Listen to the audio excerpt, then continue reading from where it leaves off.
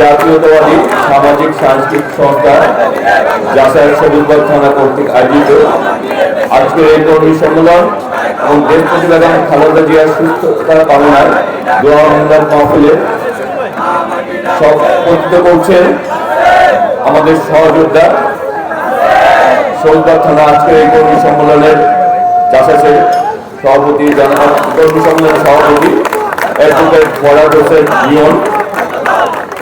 উপস্থিত রয়েছেন প্রধান অতিথি হিসাবে বাংলাদেশ জাতীয়তাবাদী মহিলা দলের বিপ্লবী সভানেত্রী, অত্র এলাকার মাটি ও মানুষের নেত্রী, আমাদের সুখ দুঃখের আমাদের মমতা দিয়ে যিনি আমাদেরকে ছায়া মমতা আগলিয়ে রাখেন, আমাদের প্রিয় ভাবি, যাকে ঘিরে আমরা একটি সুন্দর এই ঢাকা নয়কে স্বপ্ন দেখি, আমাদের সেই প্রিয় নেত্রী মিসেস আফরোজা আব্বাস। আমাদের মাঝে উপস্থিত রয়েছেন আজকের সবার প্রধান বক্তা, চলচ্চিত্র অঙ্গনে যাকে সবাই চিত্রনায়ক হেলাল হিসাবে চেনেন, আমরা যাকে জাতীয়তাবাদ আদর্শের সামাজিক আদর্শকে যে সামাজিক এবং সাংস্কৃতিক অঙ্গনে ছড়িয়ে দিয়ে থাকেন, জাসাজ কেন্দ্রীয় কমিটির আহ্বায়ক, জাতীয় নির্বাহী কমিটির সদস্য চিত্রনায়ক জনাব হেলাল খান। বিশেষ অতিথি হিসাবে উপস্থিত রয়েছেন বাংলাদেশ জাতীয়তাবাদী সামাজিক সাংস্কৃতিক সংস্থা জাসাসের কেন্দ্রীয় কমিটির সদস্য সচিব, আমার রাজনৈতিক সহযোদ্ধা জনাব জাকির হোসেন রোকন। আমাদের মাঝে আরো উপস্থিত রয়েছেন সবুজবাগ থানা বিএনপির বিপ্লবী আহ্বায়ক জনাব আশরাফুল রহিম, আমার প্রিয় আরেক সহযোদ্ধা বড় ভাই, যিনি এলাকার কৃতি সন্তান এবং যিনি একটি সময় এই জাতীয়তাবাদী দলকে এলাকায় তৃণমূল পর্যায়ে প্রতিষ্ঠিত করার জন্য অক্লান্ত পরিশ্রম করেছেন, জাতীয়তাবাদী যুব দলের কেন্দ্রীয় কমিটির জন্য সম্পাদক, ছাত্র দল কেন্দ্রীয় কমিটি বিপ্লবী সাবেক সহসভাপতি, আমার সহযোদ্ধা বড় ভাই জনাব নুর ইসলাম খান মাসুদ। উপস্থিত রয়েছেন সবুজবাগ থানা বিএনপির বিপ্লবী সদস্য সচিব এবং এই এলাকার আন্দোলন সংগ্রামে নির্যাতিত নিপীড়িত নেতা, আমাদের সহযোদ্ধা বন্ধু জনাব কাজী ইয়া বাবু। উপস্থিত রয়েছেন ঢাকা মহানগর মহিলা দলের আহ্বায়ক, মহিলা দলের সভানেত্রী, আন্দোলন সংগ্রামে রাজপথের আমাদের সহযোদ্ধা বোন জনাব মিসেস রুমা আক্তার। উপস্থিত রয়েছেন সবুজবাগ থানা বিএনপি এবং বিভিন্ন অঙ্গ সংগঠনের নেতৃবৃন্দ। সবাইকে বাংলাদেশ জাতীয়তাবাদী দলের পক্ষ থেকে, ব্যক্তিগত পক্ষ থেকে জানাচ্ছি সংগ্রামী সালাম, অভিনন্দন এবং শুভেচ্ছা। প্রিয় নেতৃবৃন্দ, আজকে আমরা মূলত এখানে উপস্থিত হয়েছি আমাদের এই জাতীয়তাবাদী সামাজিক সাংস্কৃতিক সংস্থা জাসাসের সবুজবাগ থানার কর্মী সম্মেলন এবং ম্যাডামের দোয়া উপলক্ষে।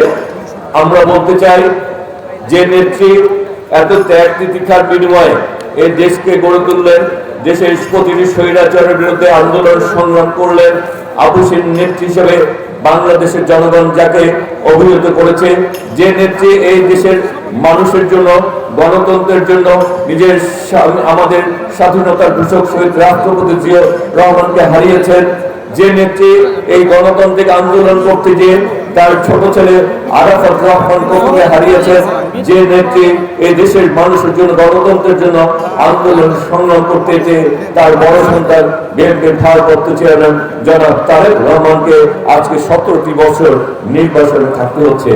বাংলাদেশের ইতিহাসে একমাত্র নেত্রী, একমাত্র গণতান্ত্রিক নেত্রী, তার সারাটা জীবন কখনো জেলখানায়, কখনো রাজপথ, কখনো হাসপাতাল, কখনো কারাগার, এমনি ভাবে তার জীবনটি অতিবাহিত করে দিয়েছেন।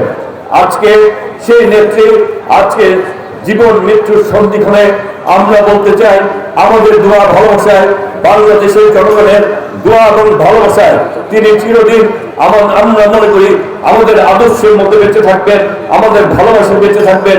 আমরা সকলেই অতি অক্ত নামাজ পড়ে সেই নেত্রীর জন্য দোয়া করব, আল্লাহ যাতে সেই নেত্রীকে সুস্থ করে দিয়ে আবারও একটি সুন্দর বাংলাদেশে যে গড়ার স্বপ্ন দেখছেন তারেক রহমান, সেই স্বপ্নকে তিনি বাস্তবায়ন করতে পারেন।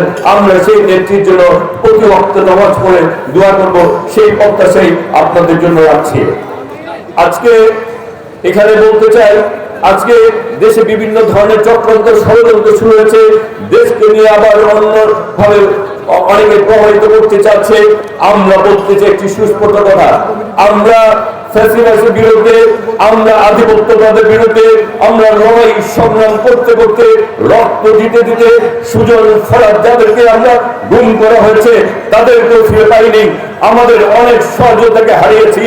সুতরাং বলতে চাই, রক্ত দিতে দিতে, জেল খাটতে খাটতে, রাজপথে ঘাম ঝরাতে ঝরাতে জাতীয়তাবাদী আদর্শের নেতা কর্মীরা যতক্ষণ পর্যন্ত জীবিত থাকবে ততক্ষণ পর্যন্ত বাংলাদেশে আগামী দিনে আর কোন ফ্যাসিবাদ, আর কোন আধিপত্যের অস্তিত্ব আমরা থাকতে দিব না ইনশাআল্লাহ।